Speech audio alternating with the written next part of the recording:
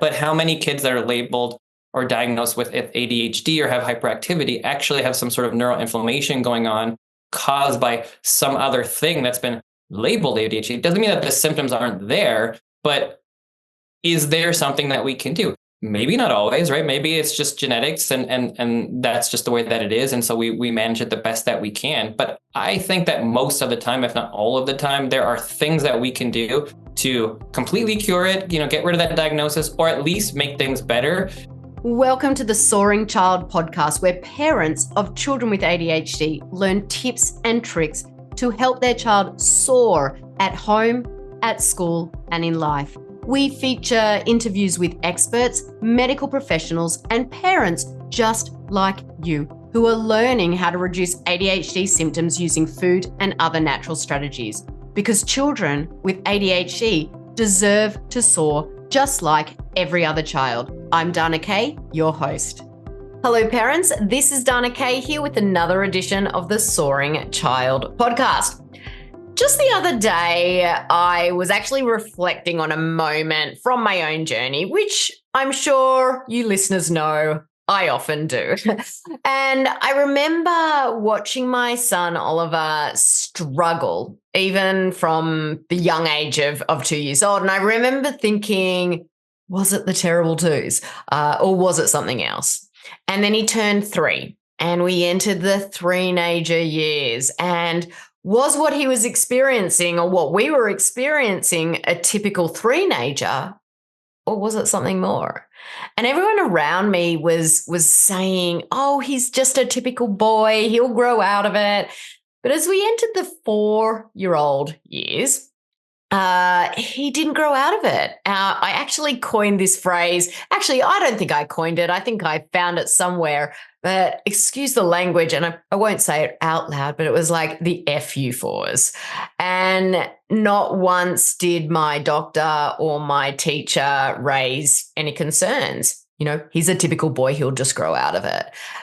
But I think we are actually missing out on a crucial time if we ignore those early years. And so today we're diving into a topic that touches many of our lives directly, and that is ADHD in young children.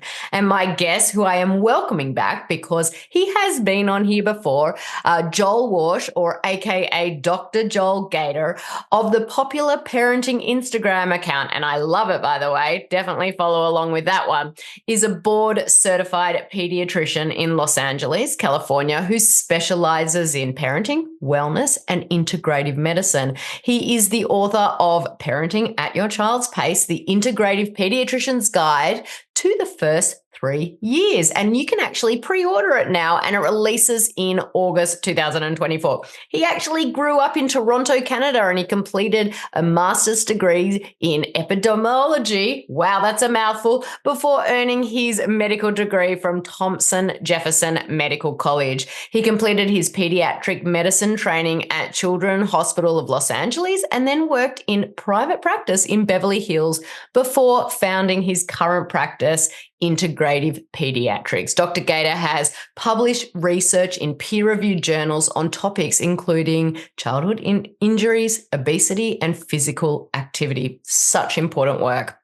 And he's been featured in numerous documentaries, films, summits, podcasts, and articles. He is the founder of the Parenting Masterclass series, Raising Amazing Plus, and the supplement line, Tiny Roots Apothecary. Now, it is time to welcome back Dr. Joel Warsh to the Soaring Child. Hi, Joel. Thanks so much for joining us again. Hi, thanks for having me on. I always love chatting and getting into ADHD and all the different things that are in the world of kids' health. Yes, I know you do. And that's why I loved having you back. Your previous episode here on the Soaring Child was actually now over a year ago. I can't believe it was that long. The time just goes so quickly. Yes, it really does. It's amazing. I've had another kid since then, all sorts of things. Books since then, all sorts of fun things. Lots and lots going on. So let's dive in, because I think the early years of a child's life should be considered a lot more when it comes to ADHD. So, when we're considering the rise in ADHD diagnoses, could you share with listeners some of those early signs in toddlers that parents might not actually immediately notice?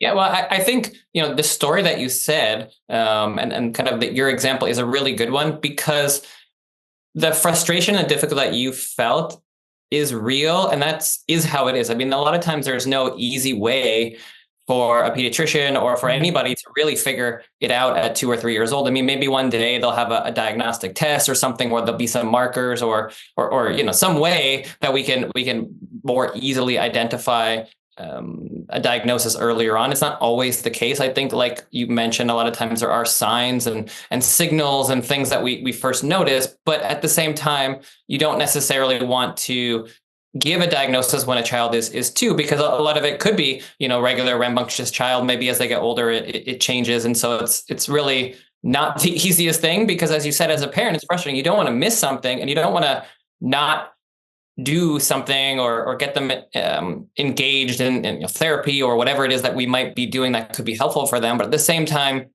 you don't want to overdiagnose. You don't want to overtreat something that is they're just either going to grow out of, or it's just normal toddler behavior. And so that line is very difficult the younger you are. It really does become a lot easier to differentiate some of these things as they get older, because they're in school, they have multiple people watching them, they can talk, all these things really, really help. And so it is not easy for a pediatrician or a parent to diagnose it. So I don't think that anybody should feel bad ever, or blame anything that they did, or really think that they should have done more when their child was 2 or 3, in terms of like, oh, I should have known they had ADHD, and I should have gotten them into therapy when they were 2, because in general, that's not even necessarily the right thing to do, unless the symptoms are very severe. But you wouldn't be getting them in for that. You would be getting them in for the behaviors, let's say, as opposed to a diagnosis, because you really wouldn't see a diagnosis. I mean, you really shouldn't have a diagnosis at 2 years old anyways, in general. But you like, back to your question. So what might you see? You might see kids that have very difficult time learning, more tantrums that seem way outside of the normal, kids that are not able to calm down, kids that are still biting and kicking and screaming more than normal. And toddlers do all these things, right? So that's where, again, it's hard. But if it's way outside the normal, kids are having tantrums for hours at a time, it's happening many, many times in the day, they can't be calmed, or they have other things going on in their lives. Maybe they're getting sick all the time. Maybe they're very lethargic. Maybe they're having sleep issues. All of these things could be a part of the picture that we'd be looking for in the long run. But again, I go back to, it is very difficult, and that's the correct way to manage things. It's just to have your parenting, I guess, intuition and radar up as they get older. So that way you're like, no, it's not getting better. Okay, it's getting worse. And then usually by 3 or 4, you can start to really dive into it. But it doesn't mean you can't look into some of the behaviors if you're very concerned earlier on. Yeah, look, I think it is about that awareness, and but then thinking about some of the strategies, I really think about what I did back then and what I do now, and that approach of like, oh, he's just a boy, and I sort of went down the traditional medicine path. And so I'm curious, from your standpoint, being sort of like an integrative pediatrician, how do you think that approach plays into it compared to, say, on the traditional side of not just, early diagnosis, but like those first steps that parents can take when they are seeing some of these signs of like those extra emotions that, even constipation, poor gut health, poor sleep, all of those little things, it may not be ADHD, but, are there some first steps parents can take to see if they can help those symptoms? Yeah, great question. So I'm going to answer this in 2 parts, because I think it's kind of it's a really great question that I think has 2 different answers depending on where you want to look to answer the question. And if you're talking about the early days, we'll come back to that, because I think as an integrated pediatrician, the way that I look at it, and one of the main reasons why I wanted to even write the book in the first place, was we want to get to some of these things before. Yes. Because a lot of the simple things that we can do at home in our lifestyle are things that are helpful for everything, whether it's ADHD or any other chronic condition. And so ideally, we are thinking about those things before. So I'm going to come back to that. The second part of the question, what you can actually do that from an integrative perspective at, let's say, 2 or 3 years old, is what the way that I think about things and the way that we learn about things in integrative medicine is to think about the root cause. So to presume that there are some things that you can do, and there are some things that are contributing to it or causing some of the symptoms that are not as desirable as you would like. So for example, if a child is very hyperactive, then that doesn't necessarily mean they have ADHD, but it doesn't mean that they're functioning optimally or the way that you feel like they should be functioning. So then let's start to think, okay, well, little Jimmy is very excited all of the time. And, he's a very active kid, much more active than my other 2 or 3. So, well, what is going on in his life that could be contributing this? Is he having trouble sleeping, right? Are we, do we need to worry about sleep apnea? Maybe we're not getting enough rest, so we're more, more active during the day. Maybe there's some sort of nutrient deficiency. Maybe we're a picky eater. Maybe we're exposed to something that the other kids aren't exposed to. Maybe we're in a daycare or there's something in our home that's creating inflammation that's causing or contributing to some of these symptoms. So that is the way that I would think about things as an integrated pediatrician, and also to empower parents to take steps if they're concerned about some of these symptoms, like going to a therapist. I think there's a lot of stigma around it sometimes, but you can certainly work on your parenting skills in terms of the dynamic of the family and the way that you're interacting, because sometimes it's the dynamic between you and the child. It's nothing that you're doing specifically you're even aware of, but maybe somebody who works on this all the time can be saying, well, these are the things that I'm noticing, and here's some strategies to help with calming your child down, or some of the things that we're doing as a dynamic. And I found that to be extraordinarily helpful, whether it's a therapist or watching classes or programs. Sometimes just putting it into perspective can be really helpful to say, like, oh, he does this, but that Dana said that, oh, this is normal. This is what normal kids do. So like I have a perspective for what's normal versus, well, here is how many times a tantrum seems to be normal, and my kid is way outside of that. So maybe I should be more concerned. And then that's a good time to go and have some outside evaluation, not necessarily to get a diagnosis or to get medication, right? I think that's where we are in medicine. And that's a big problem with ADHD or basically every condition is it's like, oh, well, your child's a little hyperactive. I guess it's ADHD. And here's a medication. Let's take that for the rest of your life. And that is the worst possible way that we should be doing things. Sometimes you need a medication.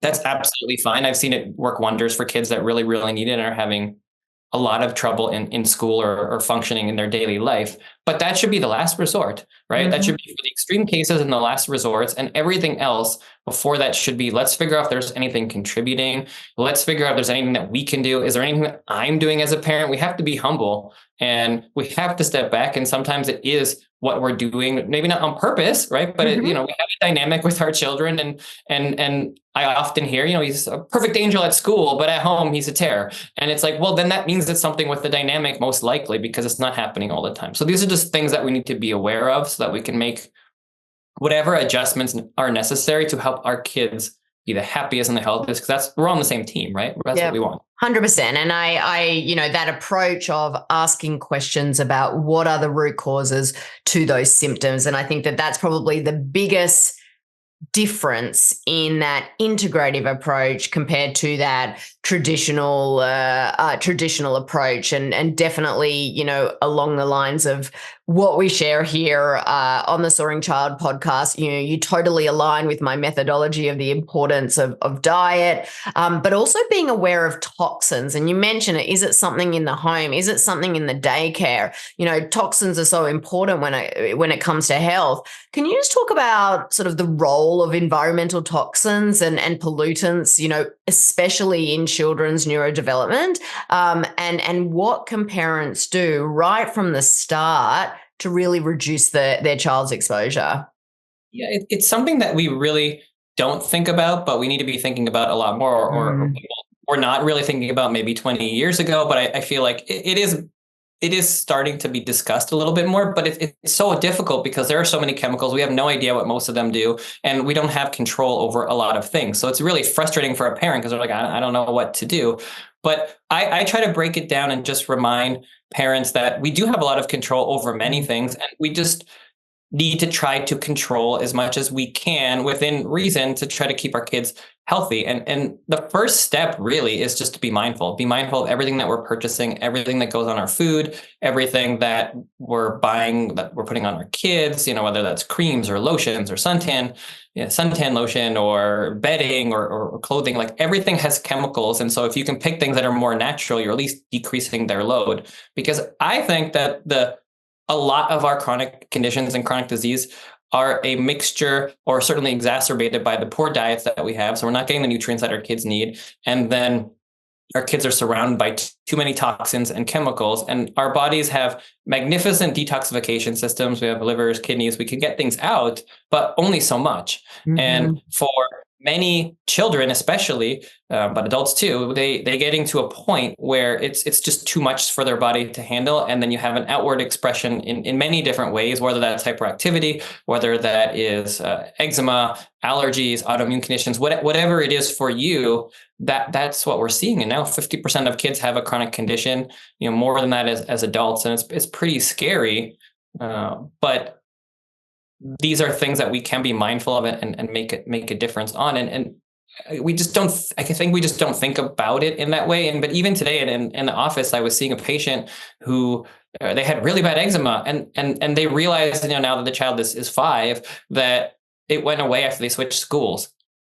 And it was like, okay, so probably it was something at that school, or like it went away like the week after they left that school. That's insane. And they never put, maybe it was a cleaner, maybe it was something in the sandbox, who knows?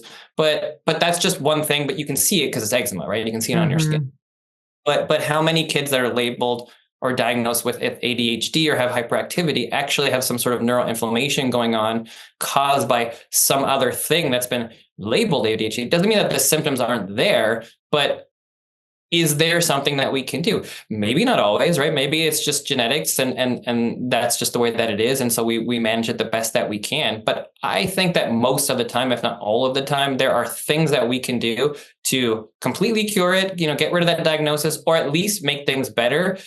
Because for me as a pediatrician, my goal isn't always to get kids off of medicine, is to decrease the medication, minimize the medication they're using, get them off of medication if we can, try to find natural ways to support them. So whatever minimizing of a medication that we can do, or helping support them to function at their best is our role. That's our role as a parent. That's our role my role as a doctor. And so it's not necessarily to change your genetics, right? Maybe one day. I'm sure. Maybe that'll be something in the future. But for now, our kids are our kids. And so we need to do whatever we can to support them in the healthiest way possible. But it starts with acknowledging that we have a lot of ownership over their health, and the things that we do actually matter. And our lifestyle is contributing, if not causing, a lot of these conditions. I love how you just summarize that, because, I think a lot of us parents don't realize how much,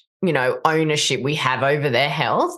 We don't think we have a lot of that control, but we have more than we know. And just that one piece of advice of starting to be mindful about it, that is just huge, because that actually starts to make you move forward. You don't have to change everything overnight. I say so many times, Rome wasn't built in a day, and these changes don't need to happen in a day, but just starting to be mindful of what is going on in their body is huge. You also mentioned nutrient deficiencies in there.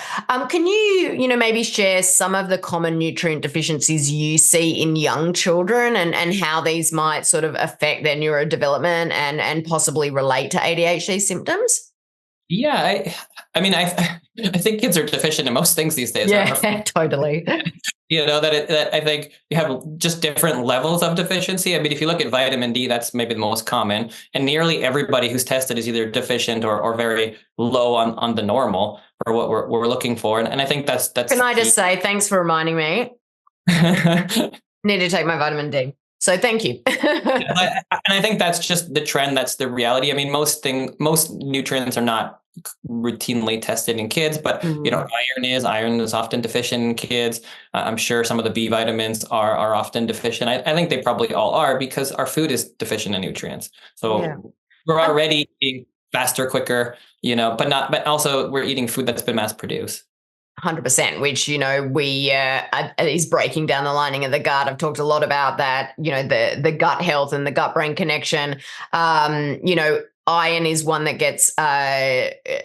gets run regularly, but the others don't generally. And there's I hear a lot, obviously I work with a number of children, and, I hear a common theme that the doctors don't want to run any nutrient panels. The insurance companies don't want to pay. And I'm just curious from your point of view, and you can not answer this question or not, but, what are your thoughts about the reason around that, really, at the end of the day? Because as you said, probably most of our kids are deficient because we are not getting the nutrients we need from the food that we're eating. We're eating way more packaged foods than we used to. The soil's not the same. We could go on and on. Yeah, I think a lot of it is just based on what's covered, especially if you're talking about America or around the world. I think it's just not standard. It has never been, because it's a very weird thing to me, this odd double standard in medicine. Like, hey, everybody should basically be on vitamin D as a newborn, but then all the other vitamins, that's woo-woo. Yeah. Or like iron. It's like there are a couple that are chosen out that are like, we know these are a problem and therefore we should be really closely monitoring these. And then every other thing, no, we don't want to test for those. Yeah, I just find it weird. I don't know the exact reason. I think it comes from like, this is what's been standard. This is what's been paid for. I mean, even vitamin D, things like that often are not paid for anymore. It's a very difficult time to be a practitioner. I mean, it's time consuming and there isn't a lot of standardization or validation for a lot of these vitamins and nutrients. It could be if it was just taken on more kids. And you want to be mindful not to do too much blood work on kids. So I get that. I mean, if you're going to do a full blood panel, it's a lot of blood, so potentially. So maybe that's a consideration as well, which I think is reasonable. But I don't think there's a very good answer. I think it's totally theoretically reasonable if we could take a minimally invasive test and test every kid every 2, 3, 5 years on the major nutrients. That would probably be better, but it's not cost effective, maybe, or cost efficient, or maybe it is cost effective, but it's not. It's costing somebody, right? Yeah. So either you're paying for it yourself. You're not doing it. We could pose the point, and this is probably going down a little bit more of a tangent, is like, what is the most studied thing out there? And, most of the people that have the money, the pharmaceutical companies, are the ones that are funding studies. And so, there isn't a lot of studies around these other vitamins, the other nutrients, because at the end of the day, these pharmaceutical companies are not putting the money into the research. They're not selling them. Okay, but I'm not going to ask you to answer that. No, I think that's a very good point. I think that makes a huge difference. I think that's a really important chat about, because the reality of the research that we have is pharmaceutical based. That's just the way that it is, because they have the money and they do the research to prove that their products work. That's what they're supposed to do. That's not a problem. I mean, that's what they're supposed to do. Their job is to make money. Our job is to keep them in check. We don't do a very good job of that. But it's a big issue when medicine follows the research and the data, and the only research and data comes from them. It's not a problem to follow research and data, because that's the best way to learn and to do things. And you obviously want good science to help inform your decision making, but nobody's doing studies on vitamin D or vitamin C or elderberry or zinc, or there are not, as many, because there's no money to be made in supplements in general. There is a lot of good research out there on some of these things. So there's enough, I think, to warrant understand that these have some good health benefits, but there isn't the double-blind control trials like they have on a lot of medications. And that is important for parents to know, because it's not necessarily something that your doctor is going to recommend or even discuss unless you bring it up with them, because it's not part of the standardized medical paradigm. But it doesn't mean there aren't some great benefits that you can't have from some of those things. It's very patient specific, right? Different things are going to work for different people. But just because there isn't a double-blind control trial on magnesium doesn't mean it can't help calm you. because there's a double-blind controlled trial on chamomile tea doesn't mean it can't help calm you. Like there are lots of things out there that we use all the time, or we don't need a double-blind controlled trial on coffee to say that it gives you energy, right? Like we know, we live it, but there isn't necessarily a pharmaceutical company doing that, right? So it's just something to be aware of. And I think that is important for the health of our families and our kids, that you have to understand the mindset of where medicine is. And that's not to blame anybody or to say that it's good or bad. It just is how it is. Yeah, well, I think that leads to a really good point in that, us as parents, like it's crucial for us to be educated and sort of involved when it comes to the care of our children. And I think that learning about integrative care is important as well. Are there any resources or programs you'd recommend to parents who are keen to sort of implement, these strategies at home? Which kind of strategies, like integrate, like the integrative approach, learning more about it and understanding, when it comes to bringing up children that are younger and optimizing their life, it does go against that traditional paradigm. And, it is harder to find an integrative pediatrician. So where do parents start if they don't have someone locally to them? Okay, so good question. Okay, I understand. So number one, I mean, the first thing is to Google it, right? To see if you're wanting an integrative practitioner, the best thing to have is somebody who you can work with one-on-one, because every kid is different, and certainly that's helpful. That's not always the case. So then if that's not local, I mean, at least try to find a pediatrician that's open to integrative medicine, or at least holistic minded in general. I think that's helpful. They don't have to do it, but they can be open to it a little bit. You can work with another practitioner. A lot of people work with a naturopathic doctor. They could do it virtually. A lot of the times they'll be in your community, but certainly look online. You could look for that. I mean, there are a lot of books and resources. I mean, that's one of the reasons why I wrote this book. It's not medically specific like that. This is more general in terms of parenting, and certainly we get into the foundations of health.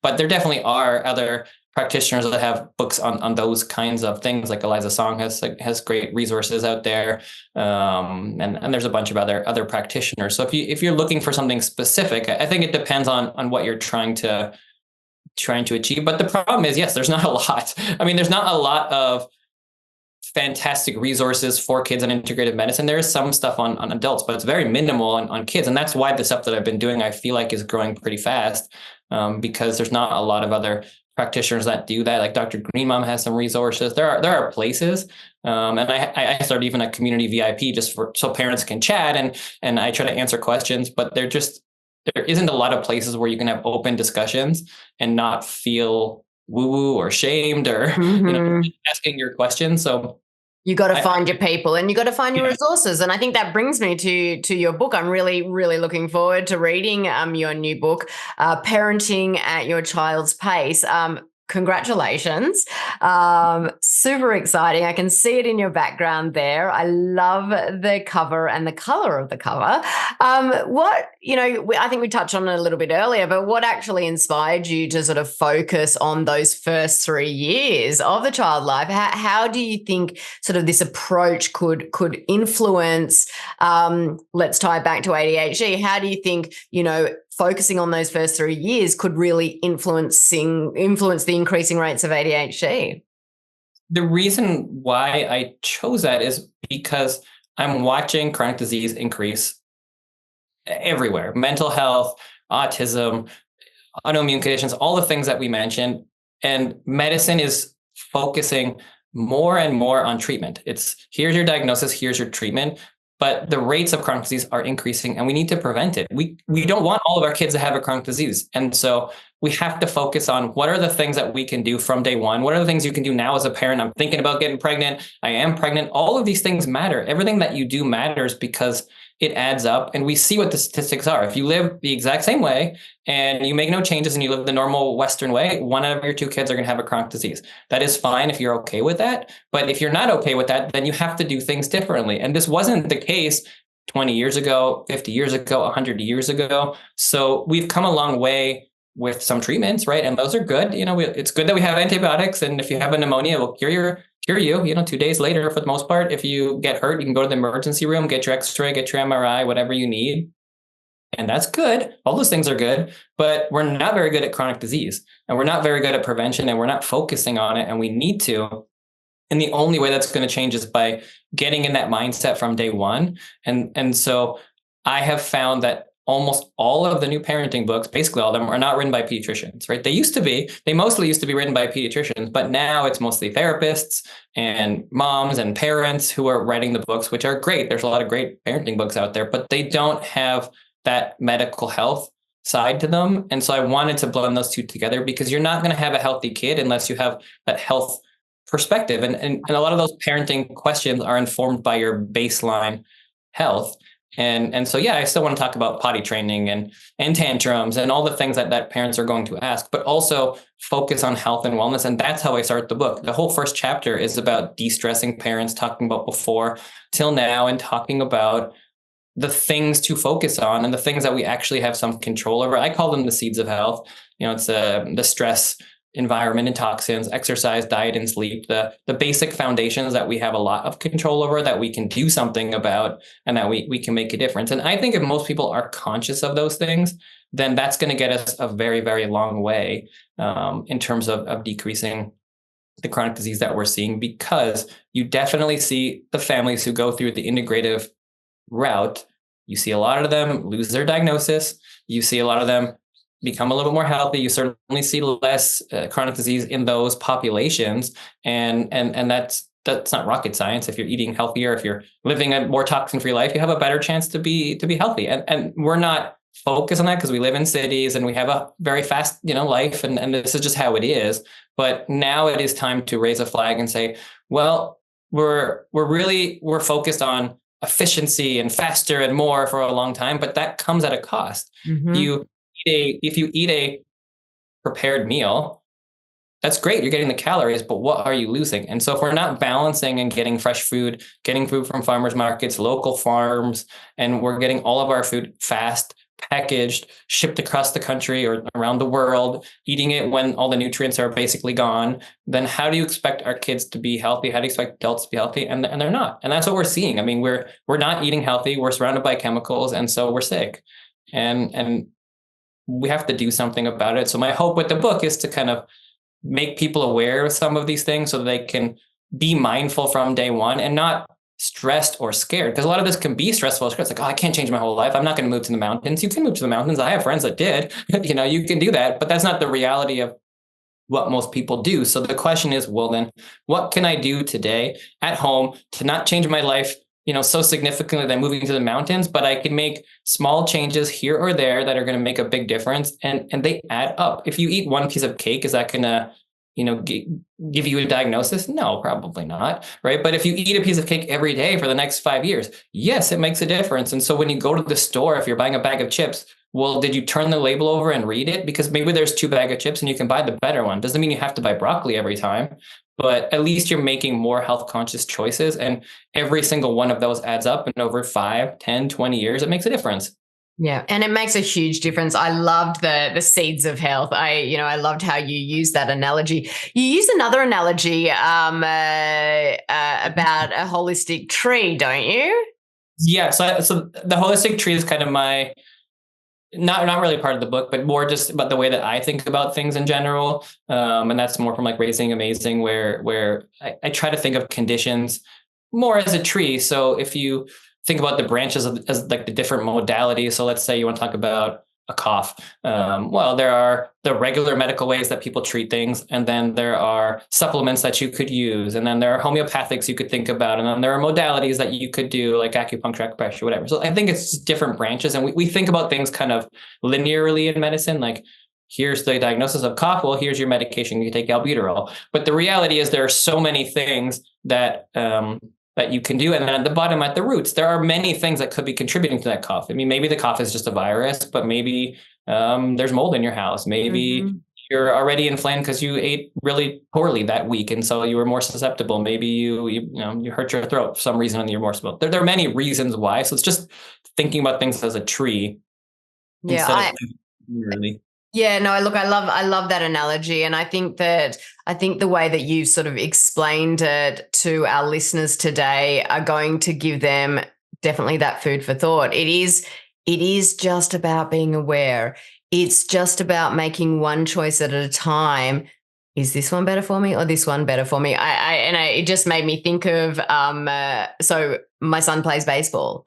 The snacks that are provided after every baseball game, are ones that are questionable, and it's my time to provide snacks on the weekend. So I bought all the snacks that align with my philosophy. I'm not going to change the way that I believe our kids should eat just because I fall within what everyone else does. And so it is just about turning that packet over. There is a better for you Rice Krispie treats, and even though yes, if you had Rice Krispies every single day, you may end up with chronic disease. But if you have the better for you version, once every now and again, it is not going to go into that chronic disease. I think, Joel, I am so excited to read your book. I really appreciate you for, coming on here and just sharing your passion. Your passion, I can see it shining out of everywhere. And, you provide these sort of this great explanation, these practical examples. It's clear how this holistic approach, much like sort of the branches of a tree, can really sort of nurture a child's health right from word go. And it's these small little things that we can be doing that we have control over. Thank you so much for joining me today, sharing your knowledge and your experience with our listeners. Please tell listeners where they can find and follow you online, and also where they can get a copy of your new book.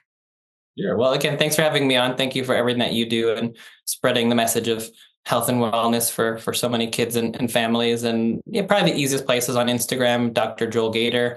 You can grab the book. It's called Parenting at Your Child's Pace. So you can go to parentingatyourchild'space.com or, everywhere that books are sold, Amazon, Barnes & Noble, all the usual suspects for getting a book. Yes, fantastic. Well, good. Congratulations. Good luck with the launch.